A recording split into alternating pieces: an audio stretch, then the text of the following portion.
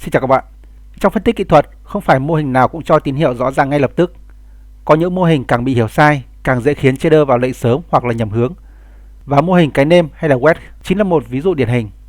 Thoạt nhìn, mô hình cái nêm giống như là mô hình tam giác hay là cờ đuôi nheo, nhưng bản chất động lực giá phía sau lại hoàn toàn khác. Nó phản ánh sự mất dần sức mạnh của xu hướng hiện tại khi giá tiếp tục đi theo hướng cũ nhưng với biên độ ngày càng thu hẹp. Chính sự thu hẹp đó là tín hiệu cảnh báo quan trọng. Thị trường đang tích lũy năng lượng trong một pha bứt phá mạnh. Và hướng phá vỡ thường mang lại những cơ hội giao dịch có tỷ lệ risk-reward rất cao nếu được nhận diện đúng. Trong video này, chúng ta sẽ cùng phân tích mô hình cái nêm một cách hệ thống, bao gồm cách phân biệt mô hình nêm tiếp diễn, mô hình nêm đảo chiều, những sai lầm phổ biến khiến trader dính bẫy và quan trọng nhất, cách giao dịch wedge một cách kỷ luật và chính xác thay vì đoán mò hướng giá. Nếu bạn muốn hiểu đúng bản chất của mô hình này và sử dụng nó như một công cụ đọc hành vi thị trường thì video này chính là dành cho bạn. Để có thể tự học Forex một cách bài bản, các bạn hãy bấm vào nút đăng ký ở phía dưới video này. Team đã tổng hợp kiến thức về Forex theo từng danh sách phát. Khi click vào tên kênh, các bạn có thể tìm đến phần danh sách phát quan trọng này. Bên cạnh đó, bạn có thể truy cập vào website của kênh Tự học Forex. Chúng tôi đã để trong phần mô tả của mỗi video.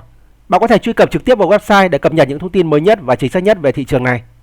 Mô hình nêm cùng với mô hình tam giác, mô hình cờ đuôi nheo là những cái mô hình rất là dễ gây nhầm lẫn, bởi lẽ chúng đều có những cái phần có hình dạng giống như là tam giác, đều có hai đường trendline hội tụ và nó có thể xuất hiện ở nhiều bối cảnh. Nhưng bạn phải lưu ý, bản chất của việc hình thành các cái mô hình này nó là khác nhau. Điều quan trọng nhất ở đây đó là bạn phải nhìn vào động lượng giá và bối cảnh trước đó. Đối với mô hình cây nêm thì nó là một cái dạng mô hình có hai cái đường trendline cùng dốc. Giá của sản phẩm bị nén lại, biên độ dao động ngày càng hẹp. Nêm cho thấy giá vẫn đi theo một hướng nhưng mà động lượng đang yếu dần. Đặc điểm quan trọng của cái mô hình này đó là nếu như nó xuất hiện trong một cái xu hướng tăng thì những cái đỉnh sau nó vẫn cao hơn những cái đỉnh trước đó. Tuy nhiên cái biên độ nó sẽ nhỏ dần. Và ví dụ ở đây, nếu như nó xuất hiện trong một cái xu hướng giảm thì nó vẫn tạo ra những cái đáy thấp hơn đáy trước đó, nhưng cái phạm vi hoạt động của nó cũng giảm dần. Và trong những cái trường hợp như thế này, các bạn quan sát về cái phần volume thì cũng sẽ thấy được là volume nó cũng giảm dần theo cái mô hình nêm này. Đây chính là một cái manh mối quan trọng cho khả năng đảo chiều của giá. Mô hình nêm thì nó chia ra làm hai loại, đó là nêm hướng lên và nêm hướng xuống, hay còn gọi là nêm giảm. Với nêm hướng lên thì giá nó vẫn tạo đỉnh cao hơn, nhưng mà mỗi lần tăng phía sau đều yếu hơn trước đó. Bản chất ở đây đó là người mua vẫn cố đẩy giá lên nhưng mà lực mua đang cạn dần. Do đó, dây sinh wedge thường là tín hiệu đảo chiều giảm. Tuy nhiên, dây sinh wedge không phải lúc nào cũng đảo chiều. Nếu xu hướng tăng trước đó là rất mạnh, nêm xuất hiện ngắn, không phá cấu trúc trend, thì đây nó có thể chỉ là một cái khoảng nghỉ ngơi trước khi tăng tiếp. Với nêm hướng xuống thì nó vẫn tạo ra những cái đáy thấp hơn đáy trước đó nhưng mà lực bán yếu dần.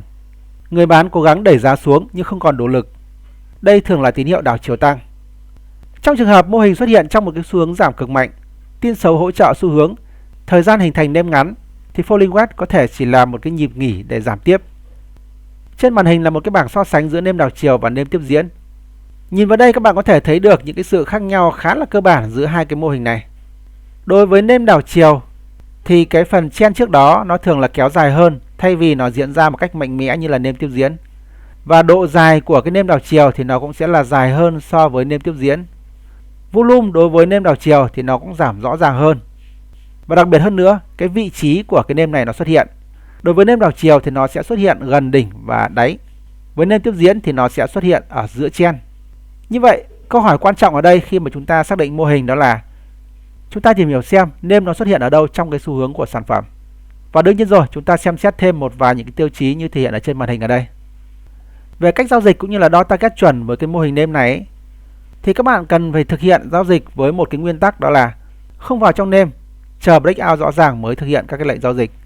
Chúng ta sẽ thực hiện một cái lệnh giao dịch khi mà giá nó break khỏi nêm như thế này. Đó, ví dụ ở đây chúng ta có mô hình một cái nêm giảm, và với một cái nêm giảm nó xuất hiện ở cuối xu hướng như thế này thì khả năng cao giá nó sẽ phá vỡ và bật lên. Đó, và chúng ta sẽ chờ đợi một cái cây nến phá vỡ như thế này, sau đó chúng ta thực hiện một cái lệnh mua tại đây.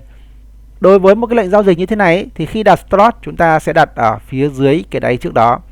Thế còn ngược lại, với cái mô hình nêm tăng nó xuất hiện ở cuối một cái xu hướng tăng thì chúng ta sẽ thực hiện một cái lệnh sell. Và lúc này chúng ta sẽ đặt stop ở phía trên cái đỉnh trước đó của cái nêm. Với cái mô hình này các bạn tiến hành lật ngược trở lại thì nó sẽ ra cái mô hình giảm thôi ạ. Ngoài việc quan tâm đến điểm vào lệnh cũng như là vị trí đặt stop thì cái target cũng là một cái thông số rất là quan trọng. Target hay là nơi chúng ta take profit, nếu như chúng ta xác định không đúng thì rất có thể giá của sản phẩm nó chưa kịp đến cái nơi mà chúng ta để take profit, nó đã quay đầu rồi. Đấy, cho nên là chúng ta phải rất là cẩn thận nhé. Và cụ thể ở đây, cái phần target này ấy, thì các bạn sẽ đặt mục tiêu nó sẽ chạy được một cái khoảng bằng đúng chiều rộng của cái phần đáy nêm. Đấy. Thế thì khi mà chúng ta vẽ một cái nêm như thế này này, chúng ta sẽ đo được chiều rộng đáy của cái nêm. Đấy, và các bạn bê nguyên cái đường này, các bạn đặt vào cái vị trí đây ạ. Đó, và cái phần take profit chúng ta sẽ đặt ứng với cái vị trí này. Đấy, một cái vị trí đây các bạn dò ngang nó ra. Lưu ý ở đây đó là trong cái mục này chúng ta xác định target là chúng ta sẽ đo đáy của nêm chứ không phải là đo cái phần chiều dài chen trước đó. Một số những cái lưu ý khi giao dịch với mô hình nêm này. Ở đây thì nó cũng chứa những cái thông tin về các cái sai lầm mà các bạn nên tránh. Lưu ý thứ nhất đó là các bạn cần phải luôn chờ đến xác nhận phá vỡ trước khi vào lệnh. Đó thì khi mà giá của sản phẩm nó chưa phá vỡ mô hình nêm thì chúng ta sẽ chưa giao dịch. Chúng ta sẽ chờ đợi nó break out xuống bắt đầu chúng ta mới giao dịch. Chứ chúng ta không cố gắng ép cái mô hình này nó là một cái mô hình nêm giảm. Hoặc là một cái mô hình nêm nào đó là một cái mô hình nêm tăng. Và quá trình xem xét mô hình như thế này thì chúng ta nên kết hợp thêm cái phần phân tích volume để tăng cái độ tin cậy. Nên đặt vị trí dừng lỗ hợp lý để quản trị rủi ro. Và điều quan trọng nữa đó là các bạn đừng nhầm lẫn cái mô hình này với mô hình lá cờ hoặc là mô hình tam giác. Về những cái thông tin cụ thể của mô hình lá cờ hay là mô hình tam giác ấy, thì team cũng đã có video giới thiệu cụ thể ở trên kênh, các bạn có thể tìm hiểu thêm nhé. Nói tóm lại, mô hình nêm không phải lúc nào cũng là một mô hình đảo chiều. Quan trọng là bối cảnh xu hướng. Nếu bạn nắm được điều này thì mô hình cái nêm sẽ trở thành công cụ cực kỳ lợi hại. Và trên đây cũng là lời kết trong video mà tôi muốn gửi đến các bạn. Trong quá trình tìm hiểu cũng như là giao dịch với mô hình này, nếu như có gì thắc mắc, các bạn có thể để lại bình luận ở bên dưới video. Tôi xin kết thúc video ở đây. Các bạn thấy video hữu ích thì đừng quên cho video một like cũng như bấm vào nút đăng ký, bấm vào quả chuông bên cạnh để có thể cập nhật những thông tin mới nhất khi mà kênh phát hành. Hẹn gặp lại các bạn trong những video tiếp theo.